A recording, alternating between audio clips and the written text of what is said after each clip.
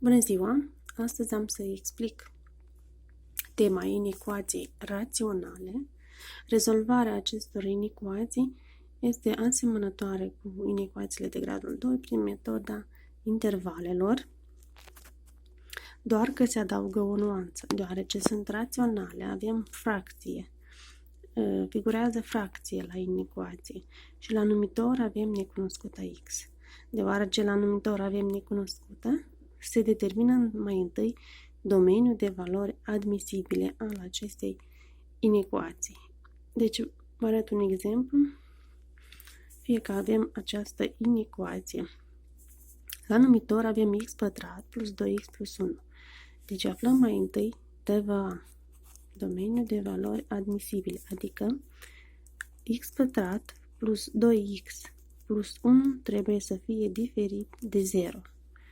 Aceasta este o formulă de calcul prescurtat, adică pot să o scriu altfel, x plus 1, totul la puterea a doua, diferit de 0. Deci, pentru x, expresia dată va fi diferit de 0 dacă x va fi diferit de minus 1. Așa, deci la dva vor fi x va aparținea toate numerele reale fără numărul minus 1. Așa, deci în soluție care o să obținem noi vom scoate numărul minus 1, pentru că e la numitor și la numitorul fracției nu poate fi 0. Când înlocuim în loc de x minus 1 obținem 0. Așa, mai departe continuăm rezolvarea inecuației. Cum se află? Se determină zerourile inecuației, adică din fiecare paranteză scoatem toate zerourile. Trebuie să fim atenți. Așa, aici iarăși este o formulă x pătrat minus 9, adică x minus 3 pe lângă x plus 3, a pătrat minus b pătrat. Deci avem următoarele zerouri. Cum se determină zerourile? Haideți să vă explic. Luăm prima paranteză. X pătrat minus 9 egal cu 0. Așa. De aici noi avem x minus 3 pe lângă x plus 3 egal cu 0. Și obținem x1 este 3, x2 este minus 3. Așa, a doua paranteză, avem 1 minus x egal cu 0. De unde rezultă că, eu îl mut pe x în partea asta, x egal cu 1. Avem 1, 2, 3. X egal cu 1. Și mai avem numitorul de jos, chiar dacă l-am rezolvat, aici tot intră la zerouri la rezolvare. X pătrat plus 2x plus 1. Am zis că e o formulă și scriu de data asta. X plus 1 la puterea a doua este egal cu 0, determin zeroul, x 4 deja este minus 1. Acest 0 este de multiplicitate pară. Haideți să iau într-un chenar, ca atunci când îl voi pune pe axă să fiu atent la semne. Așa. Facem o axă și punem aceste numere pe axă. Avem zerourile 3, minus 3, 1, minus 1. Punem în ordine descrescătoare și hai să fim atenți. Așa. Avem semnul mai mare egal. Toate zerourile care se obțin la numărător se scriu pe axă cu cerculeț colorat. Adică din primele două paranteze eu am să le pun în cerculeț colorat. Minus 3 colorat. Urmează minus 1. Minus 1 este obținut de aici, dar el nu poate fi 0 pentru că intră undeva. Îl pun cerculeț necolorat. Minus 1. Urmează 1 colorat, pentru că l-am obținut de la numărător, de aici. Așa. Și următorul 3, la fel, este de la un numărător obținut, cerculeț colorat. Acum să determinăm semnul. Am zis luăm numărul 0, că e mai ușor de calculat, da? 0 de aici. Deci din acest interval să determin eu ce semn are acest interval. Înlocuiesc aici 0. În loc de x pun 0, da? Ce obțin? 0 minus 9, obțin minus 9. 1 minus 0, 1. 0 plus 0 plus 1, 1. Așa. Minus 9 de înmulțit cu 1, că e înmulțire între ele, da? Minus 9 împărțit la 1 e minus 9. Așa. Deci când înlocuiesc, pun în loc de x 0, eu obțin inecuația minus 9, da? Un număr negativ, mai mic ca 0. Deci la noi în axă, unde numărul 0 va fi număr negativ. Așa.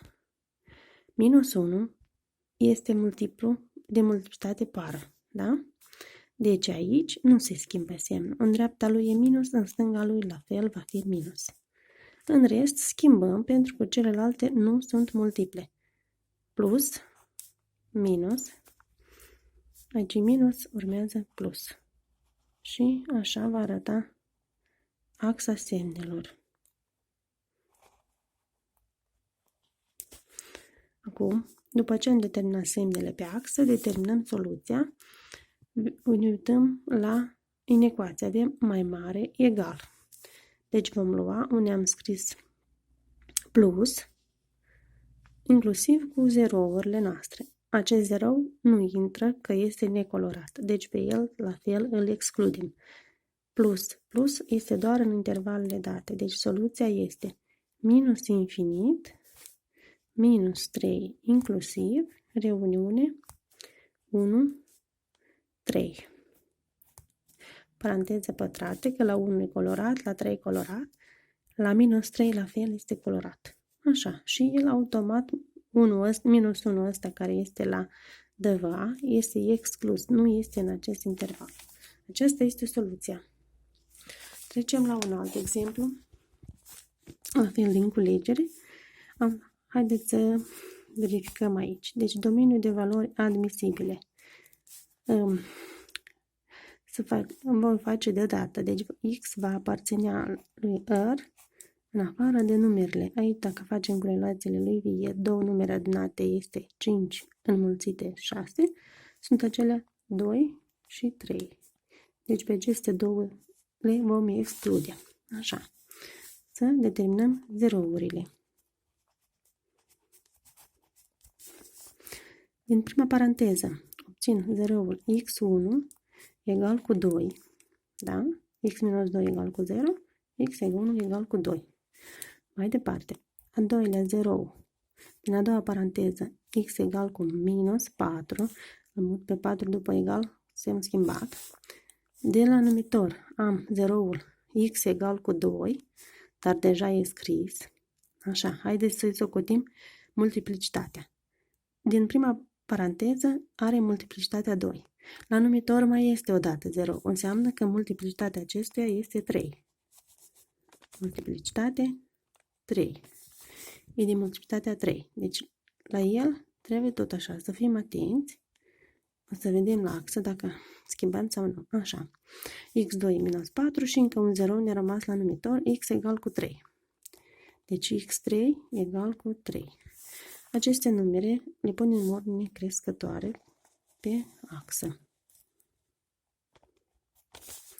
Minus 4, așa, observăm că e mai mare, deci aici toate zerourile care le avem, le punem cerculețe necolorate. Aici nu avem. Să ne gândim colorat sau nu necolorat. Toate necolorate, în ordine crescătoare. Așa, determinăm semnul pe interval. Deci aici se află 0 între minus 4 și 2. Am să înlocuiesc în loc de x0 să văd ce semn îmi dă. Deci, 0 minus 2, minus 2. Minus 2 la puterea a doua e 4. 0 plus 4, 4. 0 minus 0 plus 6, plus 6. 4 ori 4 împărțit la 6. Ne simplificăm, rămâne 8 pe 3. Deci obțin, dacă pun în loc de x0, obțin numărul 8 pe 3. Mai mare ca 0. Deci în intervalul ăsta eu am să pun semnul plus. Plus. Așa. Minus 4 nu e multiplu. Schimbă semnul. Minus partea asta altă. Mai departe. 2 este de multiplicat 3. dar nu este de multiplicitate pară. De aceea, tot se schimbă semnul. Nu se schimbă semnul atunci când vom avea multiplicitate pară. 3 este impar, deoarece este 3 impar. După, în dreapta, în stânga, dacă e plus, în dreapta va fi minus. Se schimbă. Și la 3 nu are multiplicitate, la fel se schimbă semnul. Așa va arăta axa. Și să alegem soluția ne-a rămas. Mai mare ca 0. Atunci luăm intervalele unde am scris plus. S egal, paranteze rotunde, exclusiv peste tot, pentru că avem cerculețe necolorate.